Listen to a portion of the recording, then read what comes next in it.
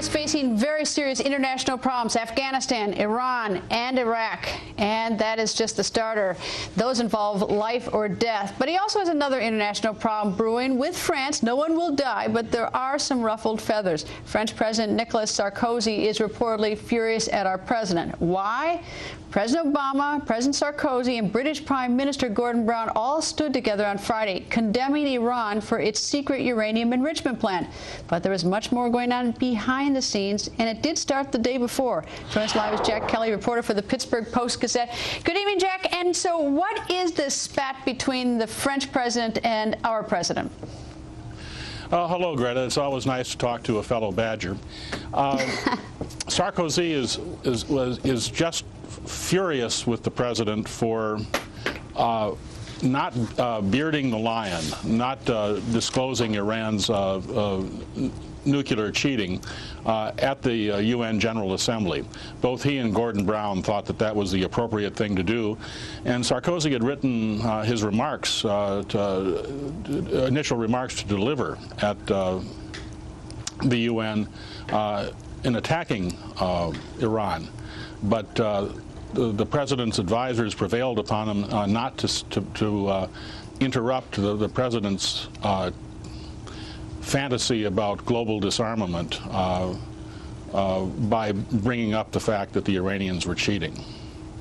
Why did the president think that it was a good idea to wait until Friday to out the Iranians, in essence, something that the United States had known for quite some time, even going back to the President Bush administration? But why did it matter to him if it was Friday in Pittsburgh and not Thursday at the UN?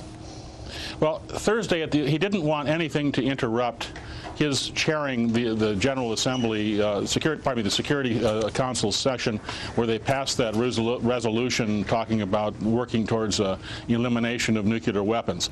The administration felt that it would rain on the parade if they talked about Iranian cheating at that. So they insisted that the French and the British not mention it either, and that's why it got pushed to Friday. And I think if it had been up to the president, he wouldn't even have brought it up then.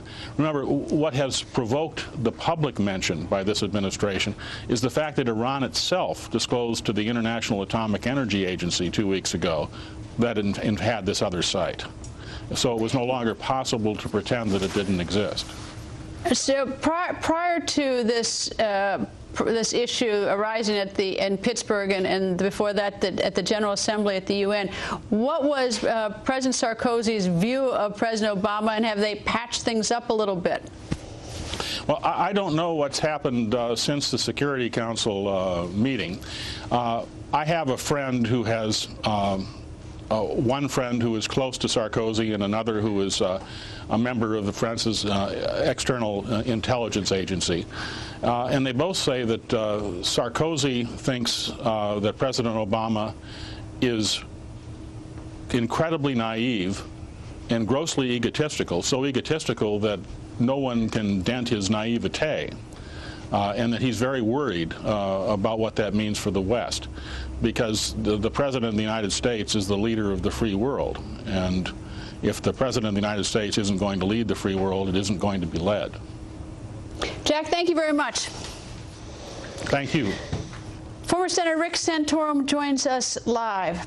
Boy, this is, well, I don't know what to say. I mean, well, I mean, the last point that Jack made, I know Jack, obviously I'm a Pittsburgher myself, not a Badger. Not a Badger. I do love that Jack's a Badger. Yeah, that's great. But, you know, the point that he made at the end, I think, was really troubling, is that the international community now is beginning to become aware that not only is this man naive in his pursuit of a whole bunch of things, including complete nuclear disarmament, but that his ego gets in the way of him learning anything about why he's wrong on these things. And that's a very dangerous combination, to not know anything and think you know everything. The thing that I think is peculiar from outside, and obviously if you're inside, then you know what's going on, it's a lot different. I mean, maybe if I'd known this was going on in Iran a lot longer, of course, everyone's been suspicious of Iran, but everything seems to be choreographed, which is sort of weird. I mean, that you couldn't discuss it on Thursday, it had to be on Friday in Pittsburgh, and we're offending our allies. I mean, like, this is while we're busy choreographing it, we've got a really serious problem problem, and we've got this meeting coming up this week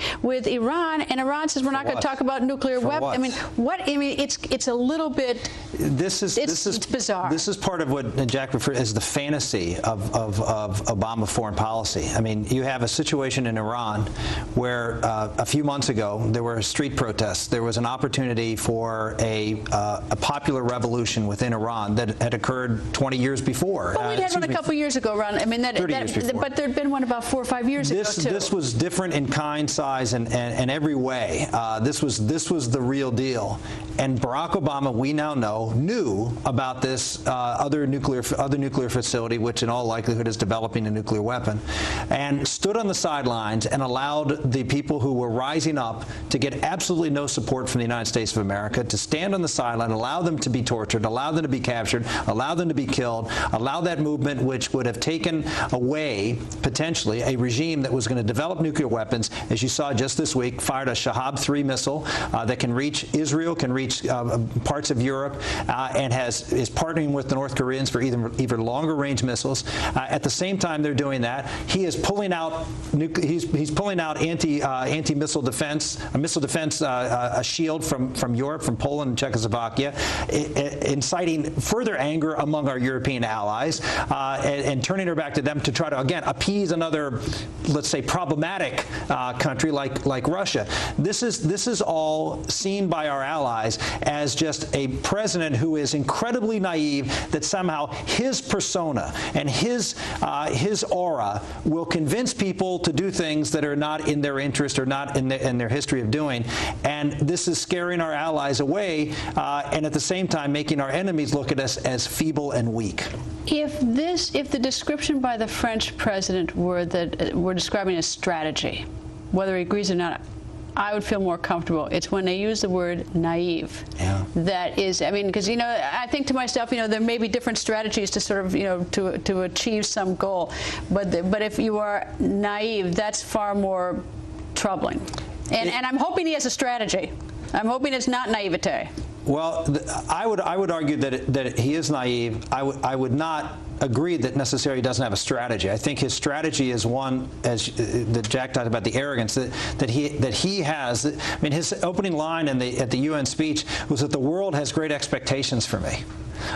This is a man. The I-me business. Yeah, the I-me business. Somehow or another, I can handle this. Just just the power of my persona is going to be able to handle these problems. And this is where the arrogance comes in that is concerning. The second thing is, look, he is very much, as Newt talked about earlier. I mean, we're looking at the late 1930s again, of someone who is just consistently looking at problems and saying, we can get a piece of paper that's going to take care of this problem, and we're going to sign a peace treaty. We're going to sign this disarmament. We're going to sign, you're not going to build a nuclear weapon, and then, of course, they won't abide by those treaties and go ahead and create a more dangerous world. All right, 30 seconds. What is this meeting with the Iranians in Geneva this week? If they now say that they're not going to discuss nuclear weapons, what is the point? They've said it all, Greta. They've been saying it all along. They're not going to discuss. I know, but so it's going to be the Security Council plus Germany discussing sanctions, and Iran just sitting there like the cat who swallowed the canary. It's part of the naivete. It's part of this fantasy foreign policy of this administration,